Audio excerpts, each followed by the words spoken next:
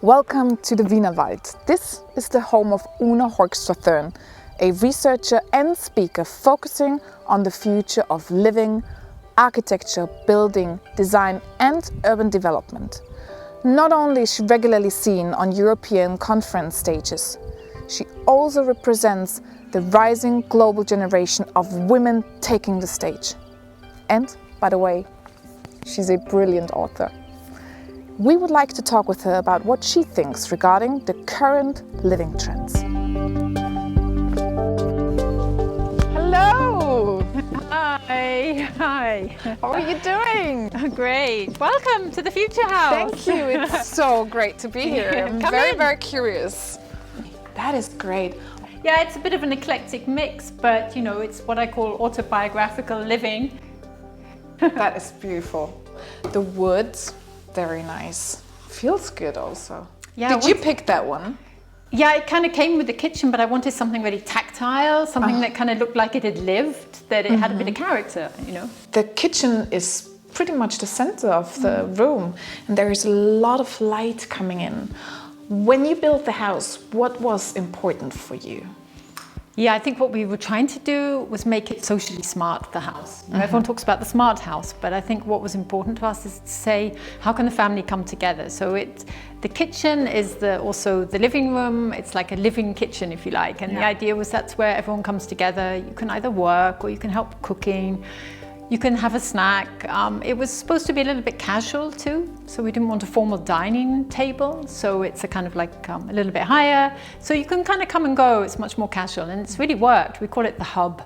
And the other rooms, they're then following actually the kitchen. Yeah, it's a modular design. So this is the kind of central module, and then there's the children's module. Well, they're big now.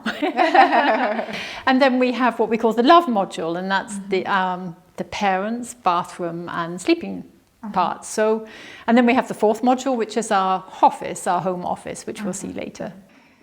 You told me once that the lighting concept is very important to you. Yeah, we wanted to make as much natural light as possible, but then also, nice lighting for the evening and a bit of firelight with the fireplace. That was the idea of kind of making a warm heart of the home. The kitchen, I think, for me personally, is a very important room. We cook a lot, and I think you do as well. There's already a soup getting ready, and it smells very good. You write in the home report about anti-trophy kitchen. Yeah, I really think that we've just got a new focus on the kitchen. We've got a new appreciation of it, and I think we've got almost like a new relationship. We've like discovered the kitchen. Yeah. People have suddenly started using these stupid devices that, you know, they bought, that they never used, that they were just like for status, you know, the classic status kitchen. And now people realize it's really got to work. It's not just the heart of the house, it's the engine, you know, it keeps us going, it sustains us. And I think this will stay, because I think people are now investing, and having invested that kind of energy and money in the kitchen, they'll want to then carry on using it. Kitchens are a more social space. You're not locked away anymore, cooking, chained to the stove, and now it's become a social place. And I think people then wanted devices to show, like status, to show that, you know, the kitchen was important. But I think only now we're really starting to learn what we really need in a kitchen, which actually you don't need that much to be able to cook well. And we've seen, over the last year and over the last times, we've seen how cooking has become the new commute. You know, so that the time that people once spent stuck in a traffic jam, they're now at home making jam. You know, people have gained a lot with this new relationship to the house. I brought you a little bit of something, a tea, because I heard that you like tea a lot. Let's try it. Yes, let's try it. Okay. Great. The pandemic has not only changed the relationship we have with our kitchen. We have reconnected with our home as a whole, as well as with our neighborhoods. I wanted to talk this through with Oona. So how much has the pandemic influenced your everyday life and your living space? I think I've come to appreciate it more. I think I've really come to use my kitchen more, and I don't travel so much anymore. So I've really been able to rethink how I want to, how the house should evolve. What I can do to make it better, make it cozier, make it more adaptable, make it more flexible. It's been great fun, actually. And you were talking in the home report about the trends of rehygge. I think it's almost like curating. So you're curating your furniture. So you're moving it around. You're trying to maybe every month just move furniture around to see how maybe something that you wouldn't think would fit with something else, you just give it a try because you've got the time, because you've got the idea. And I think it makes for just more interesting living spaces, actually. So that's how the homes changed. What about the cities? Let's have a look at the bigger picture. What happened there? Yeah, I think on all levels. So from the home to the city, we've changed our relationship. We've kind of come to appreciate these things in a completely different way. For example, our neighborhood. You know, we couldn't go very far, so we discovered again the neighborhood shops or the neighborhood parks or where you could just go to get some fresh air. And I think that's been really important, this kind of discovery of community and neighborhood. Even if you couldn't really communicate with them sort of personally, you got to know your neighbours over the balcony, you got to know them in the park while you were walking the dog. Yeah, you had a completely different connectivity to these places. When it's about hyperlocalism, do you think it can really work that everything you need is only 15 minutes away from your home?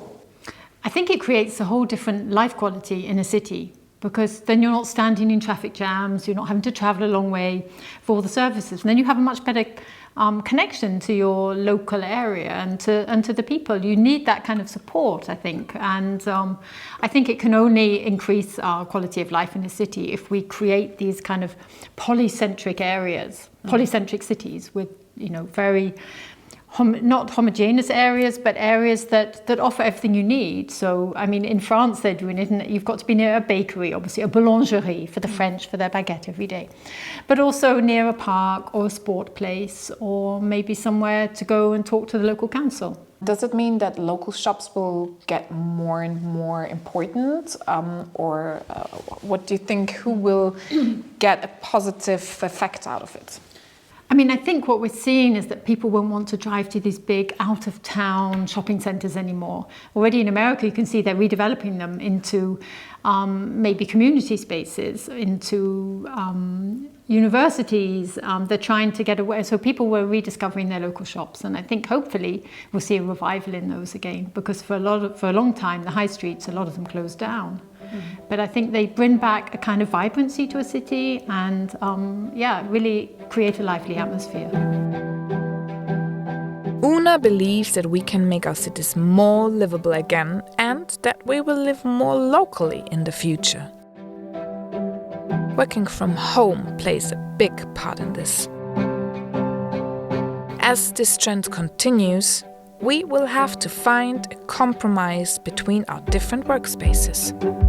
Yeah, it's what I call my office. Okay. So, home office.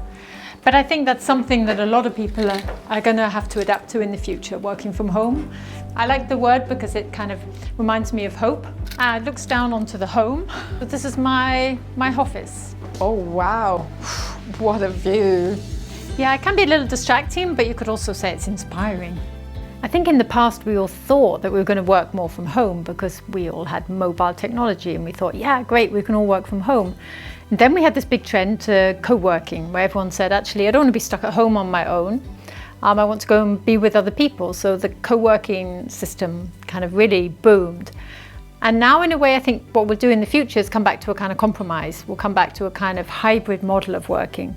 So people will work maybe 2 days of the week at home, maybe 2 days in a co-working space, and maybe 1 day in the headquarters of an office. I think people will be more flexible. I think there'll be more trust between employers and their employees and employers, and that way we can maybe adapt our lives to our work rather than the other way around. I talked yesterday to a journalist and I wrote him very naturally like, oh yeah, well, I guess you're like everybody else in the home office. And he wrote me, you know what, no, I don't like home office. I prefer rather to go into the office and I'll work there. What will happen, or what solution is there for people that cannot deal with home office? Co-working space is a brilliant solution because a lot of people live alone nowadays. You know, our highly individualistic society. Some cities have 50% single households. So these people spend a lot of time on their own. So when they work, they need somewhere where they can connect with other people, where they can exchange ideas, where they feel like they're part of a community. And I think we'll see a kind of revival in co-working spaces that will provide this function. Somebody living in a single room, how can they deal with home office?